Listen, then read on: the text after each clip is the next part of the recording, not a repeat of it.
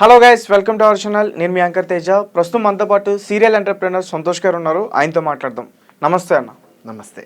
అయితే AP deputy CM Pawan Kalyan గారి మీద కొన్ని గ్రూపులు టార్గెట్ చేశాయని, కొంతమంది మావోయిస్టులు ఆయన్ని చంపడానికి ప్రయత్నిస్తున్నారని చెప్పేసి ఒక వార్త వెలుగులోకి రావడం జరిగింది. సో దాని గురించి సో పవన్ కళ్యాణ్ గారికి డిప్యూటీ సీఎం అయిన తర్వాత అంటే 2024 ఎలక్షన్స్ తర్వాత సెక్యూరిటీ థ్రెటన్స్ చాలా పెరుగుతున్నాయి అనే మాట వాస్తవం.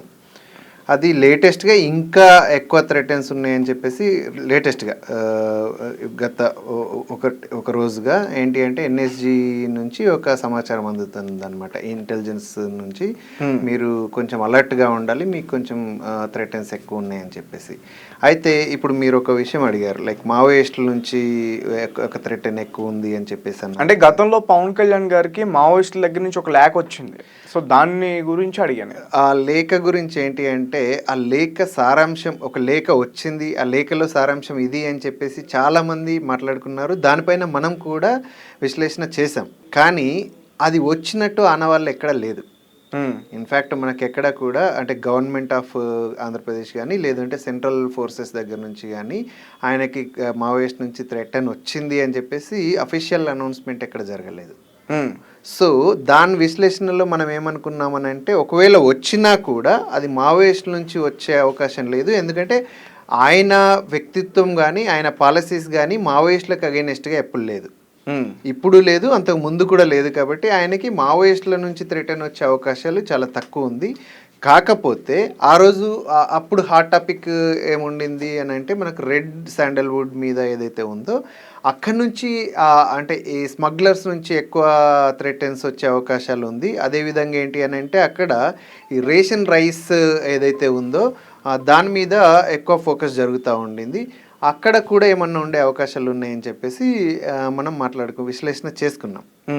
సో ఇప్పుడు ఈ ఎన్ఎస్జి ఏదైతే అంటే నేషనల్ ఇంటెలిజెన్స్ నుంచి ఏదైతే థ్రెటన్స్ వచ్చినాయో వచ్చిన తర్వాత ఏంటి అని అంటే, మనం విశ్లేషించుకోవాల్సి వస్తే ఆయనకి ఏంటి అంటే ఆల్ ఓవర్ ఇండియా, అంటే అంతకుముందు ఏంటంటే తెలుగు స్టేట్స్లో ఫ్యాన్స్ ఫాలోయింగే ఉండింది. అంటే సౌత్ ఇండియా మొత్తం సినిమా వరకు సౌత్ ఇండియా మొత్తంలో రజనీకాంత్ గారి తర్వాత రజనీకాంత్ లెవెల్లో పవన్ కళ్యాణ్ గారికి మాత్రమే అంత క్రేజ్ ఉంది. చిరంజీవి గారు ఉన్నారు, ఆయనది ఒక రకమైన క్రేజ్, బట్ ఈయనకు ఒక సెపరేట్ క్రేజ్. అంటే కంప్లీట్ సౌత్ ఇండియాలో పవన్ కళ్యాణ్ మీన్స్ ఏంటంటే ఆయనకు అభిమానులే కాదు భక్తులు ఉంటారు అని చెప్పేసి అందరూ నమ్ముతారు. చిరంజీవి గారు చెప్పారు. సో అలా ఏంటి అని అంటే, మనకు కొంత ఏదైతే అంతకుముందు అంటే రాజకీయాల్లోకి వచ్చే కంటే ముందు మామూలు ఆయన అభిమానుల నుంచి మాత్రమే అభిమానం ఉండేది, ఆయనకు అక్కడి నుంచి మాత్రమే ఫాలోయింగ్ ఉండేది. కానీ రాజకీయాల్లోకి వచ్చిన తర్వాత పర్టికులర్గా ఈ 24 ఎలక్షన్స్ తర్వాత అక్రాస్ ఇండియా ఆయనకి విపరీతమైన అంటే ఫాలోయింగ్ పెరిగింది. పర్టికులర్గా ఏంటి అంటే ఎన్డీఏలో వాళ్ళు అంటే కావాల్సినంత ఇది సంపాదించినా కూడా ఇక్కడ సౌత్ ఇండియా నుంచి పర్టికులర్గా ఏంటి అని అంటే ఏపీలో మళ్ళీ ప్రభుత్వాన్ని ఏర్పాటు చేయడంలో ఈయన పాత్ర అంటే ఒక చెప్పుకోదగిన పాత్ర ఉంది. అండ్ ఆ కూటమి ఏర్పడడంలో ఆయన విపరీతమైన శ్రమించారు అనేది డైరెక్ట్గా పిఎం గారే ఒప్పుకున్నారు. చాలా కీలక పాత్ర పోషించారు అని చెప్పేసి, ఇంపార్టెంట్ రోల్. సో తద్వారా ఏంటి అని అంటే ఆయన మీద ఎంటైర్ ఇండియా నుంచి కొంత ఫోకస్ అయితే డెఫినెట్లీ వచ్చింది. అది కాకుండా ఆంధ్రప్రదేశ్లో ఆయన అంటే ఒక ముఖ్య భూమికని పోషిస్తున్నారు. డెఫినెట్లీ చంద్రబాబు గారు ప్రభుత్వం ఏర్పాటు చేసిన ఖచ్చితంగా జనసేన సపోర్ట్తో ఏర్పాటు చేశారు. కాబట్టి సో జనసేననే లేకపోయి ఉంటే చంద్రబాబు గారు అక్కడ ప్రభుత్వం ఏర్పాటు చేయడం కీలకమయ్యేది, కఠినమయ్యేది అనేది అందరూ నమ్ముతున్న వ్యవహారం ఇప్పుడు. సో ఇలాంటి పరిస్థితుల్లో ఆయనకు ఏంటి అంటే పర్టికులర్గా పవన్ కళ్యాణ్ గారికి ఒక అది లేకుండా చేసామనుకోండి, పవన్ కళ్యాణ్ గారిని అక్కడ లేకుండా చేస్తే డెఫినెట్లీ ఏంటంటే అక్కడ మొత్తం విచ్ఛిన్నమయ్యే అవకాశాలు ఉన్నాయి. అది కాకుండా ఇక్కడ అంటే ఆంధ్రప్రదేశ్లో ఒక ఒక ఏంటంటే ఒక విధ్వంసాన్ని సృష్టించవచ్చు. అదేవిధంగా సెంట్రల్ నుంచి అంటే బీజేపీ కూడా ఏంటి అంటే వాళ్ళకి అంత కెపాసిటీ ఉన్నా కూడా పవన్ కళ్యాణ్ గారిని ప్రైజ్ చేయడం చూస్తున్నారు. ఏది ప్రధాని మోడీ గారు. సో ఈ ఈ ఈ పర్టికులర్ వ్యక్తిని ఫోకస్ చేయగలిగితే అక్కడ కూడా కొంత మనము దీన్ని విధ్వంసాన్ని సృష్టించవచ్చు అని చెప్పేసి కొంతమంది వ్యక్తులు దీని వెనకాల ఉండే అవకాశం అయితే ఉంది డెఫినెట్లీ. ఓకే. సో అలా ఏంటి అని అంటే పవన్ కళ్యాణ్ మీద అటాక్ చేయాలి, అక్కడ ఏదో ఒకటి సృష్టించాలి అని డెఫినెట్లీ కొంత జరుగుతూ ఉండొచ్చు. అంటే ఇన్ఫర్మేషన్ మొత్తం కూడా కేంద్రం నుంచి వచ్చిందని చెప్తున్నారు. అంటే కేంద్రానికి సంబంధించిన ఇంటెలిజెన్స్ గ్రూప్స్ దగ్గర నుంచి వచ్చాయని చెప్తున్నారు. అంటే ఇక్కడ హోమ్ మినిస్టర్ మరి సెక్యూరిటీ సరిగ్గా లేదా పవన్ కళ్యాణ్ గారికి? ఇప్పుడు వివిఐపీల భద్రత విషయానికి వస్తే పర్టికులర్గా స్టేట్ లెవెల్ సీఎం కానీ లేదు అని అంటే కొన్ని టాప్ లెవెల్ వివిఐపీల సెక్యూరిటీ విషయానికి వస్తే మనం కేటగిరీస్ వైజ్గా డివైడ్ చేస్తాం. సో ఈ సెక్యూరిటీ ఎప్పుడు కూడా central government and state government భాగస్వామ్యంలో నడుస్తూ ఉంటుంది. ఇప్పుడు మనము వై కేటగిరీ భద్రత అని వింటాము, అదేవిధంగా జెడ్ కేటగిరీ భద్రత అని కూడా. జెడ్ కేటగిరీ చంద్రబాబు నాయుడు అంటే సీఎం స్టేట్ సీఎంలందరికీ కూడా జెడ్ కేటగిరీ భద్రత. ఆయన సీఎంగా లేనప్పుడు కూడా జెడ్ కేటగిరీ ఉంది. సీఎంగా లేనప్పుడు అని అంటే ఆయన సీఎంగా చేసి ప్రతిపక్షంలో ఉన్నప్పుడు ఆయనకు జెడ్ కేటగిరీ ఉండింది.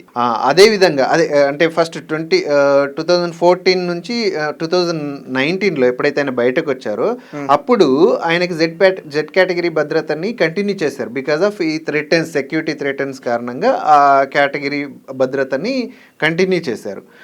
అదేవిధంగా ఇప్పుడు మళ్ళీ ఆయన సీఎం అయ్యారు, ఆయనకి జెడ్ కేటగిరీ భద్రతని కంటిన్యూ చేస్తున్నారు.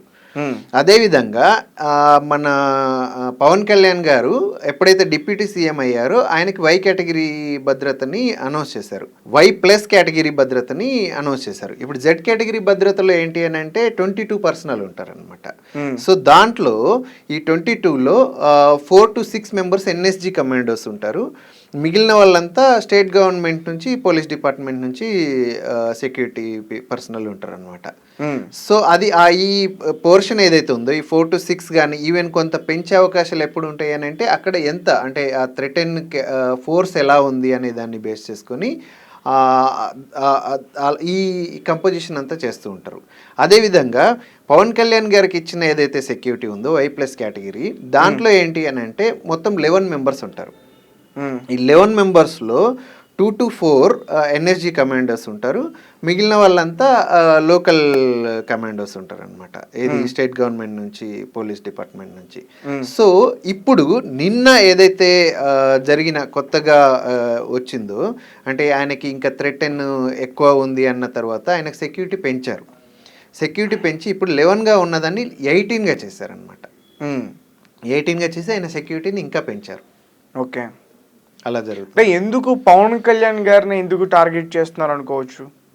అంటే ఇప్పుడు ఆంధ్రప్రదేశ్ ముఖ్యమంత్రి చంద్రబాబు నాయుడు గారు ఉన్నా ఈయనని ఎందుకు టార్గెట్ చేస్తున్నారు అని అంటే అదే నేను మీకు చెప్పినట్టు సెంట్రల్లో ఎన్డీఏలో ఇంకా కొన్ని పార్టీలు భాగస్వామ్యంలో ఉన్నాయి.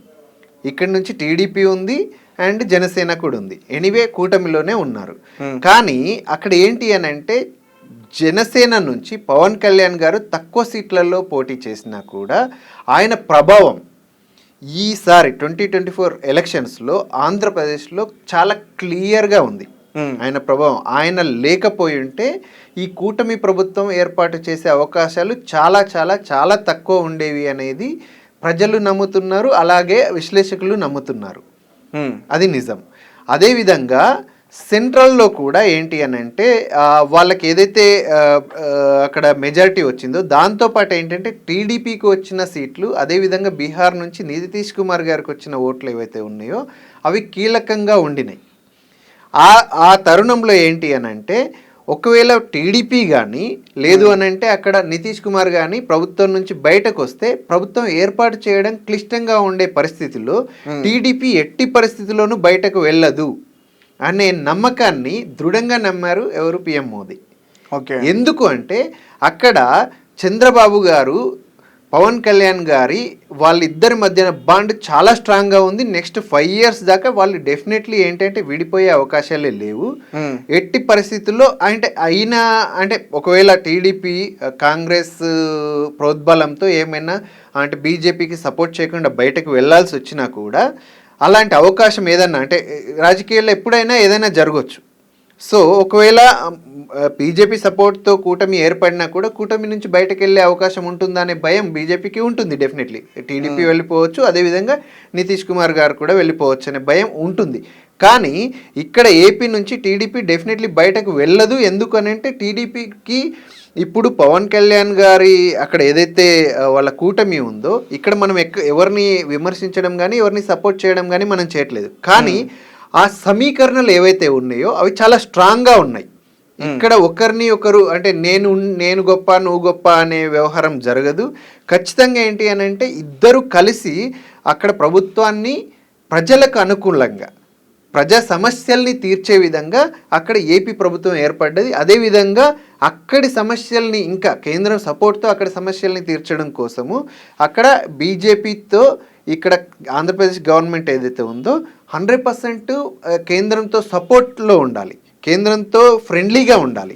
అదే ఆ ఫ్రెండ్లీనెస్ తోటి ఏంటి అని అంటే ఏపీకి రావాల్సిన ఏవైతే ఇంత ముందు బకాయిలు కానీ లేదు అని అంటే విభజన సమస్యలు కానీ వాళ్ళతో మనము సామరస్యంగా ఉన్నప్పుడు మాత్రమే అవి మనం తీర్చుకోగలుగుతాం. ఆ విధమైన ధోరణి ఇద్దరిలోనూ ఉంది, ఇటు పవన్ కళ్యాణ్ గారిలోనూ అండ్ చంద్రబాబు గారిలోనూ ఉంది.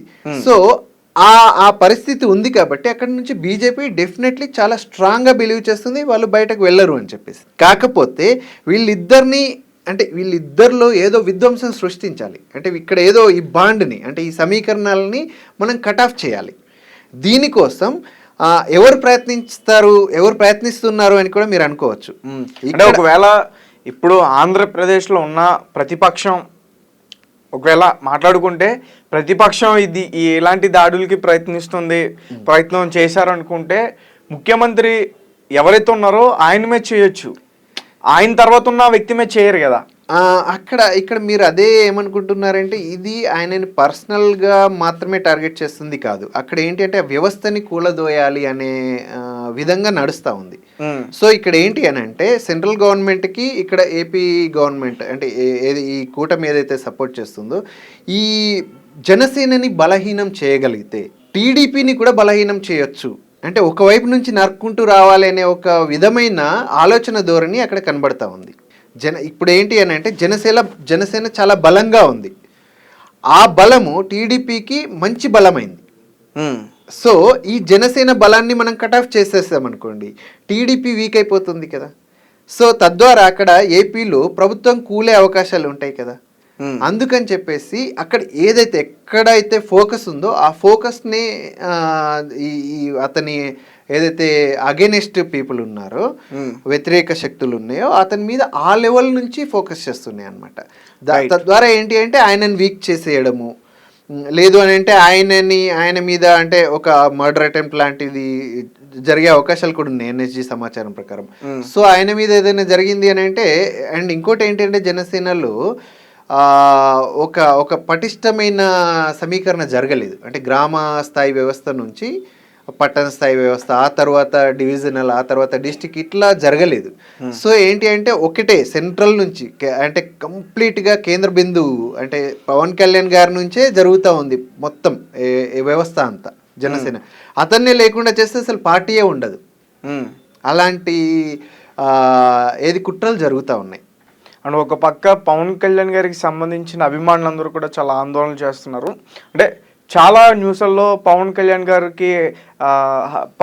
గారిని హత్య చేయడానికి ప్రయత్నించారు అంటే ఇలాంటి న్యూస్లు వస్తున్నాయి. సో చాలామంది భయపడడంలో తప్పు లేదు కదా. ఎన్ఎస్జీ అనేది ఏంటి అని అంటే నేషనల్ సెక్యూరిటీ గార్డ్. సో వాళ్ళ దగ్గర నుంచి ఇంటెలిజెన్స్ నుంచి ఒక వార్త వచ్చింది అని అంటే జస్ట్ లైక్ దట్ టైం పాస్కి అయితే జరగదు కదా. అక్కడ వాళ్ళు అక్కడ ఏదైతే చుట్టుపక్కల అంటే ఈ ఏదైతే ఇంటెలిజెన్స్ వ్యవస్థ ఎలా ఉంటుంది అని అంటే వివిఐపీల మీద ఒక ప్రొటెక్షన్ లేయర్ని ఏర్పరుచుతుంది అనమాట. సో ఆ థ్రెటన్స్ ఎక్కడైనా అంటే పవన్ కళ్యాణ్ గారికి గురించి డిస్కషన్స్ కానీ లేదు అంటే ఆయన సెక్యూరిటీని విచ్ఛిన్నం చేసే ప్రయత్నాలు ఎక్కడి నుంచైనా జరుగుతుంది అని అంటే అవి పసిగడతాయి. సో ఇలాంటిది ఎక్కడో ఒక దగ్గర జరగకపోయి ఉంటే ఇంటెలిజెన్స్ వ్యవస్థ ఈ సమాచారాన్ని అయితే అందించదు కదా. సో ఆయన అభిమానులు కానీ ఆయన కుటుంబ సభ్యులు కానీ ప్రభుత్వం కానీ ఆందోళన పడడంలో మనం ఆశ్చర్యపోవాల్సిన అవసరం ఏం లేదు. డెఫినెట్లీ ఏంటంటే ఆయన అభిమానులు ఆయన ఎంతగానో ఆయన కోసం ప్రాణాలు ఇవ్వడానికి లక్షల మంది కోట్ల మంది అభిమానులు ఉన్నారు కదా. అందరు అభిమానులు డెఫినెట్లీ ఆందోళన పడతారు. కాకపోతే ఇక్కడ ఏంటి అంటే ఎన్ఎస్జీ ఆల్రెడీ 11గా ఉన్న ఆయన ఏదైతే సెక్యూరిటీ వ్యవస్థని సో ఇప్పుడు మనం కొంచెం ఆందోళన పడాల్సిన అవసరం లేదు. Okay sir, thank you so much. Thank you.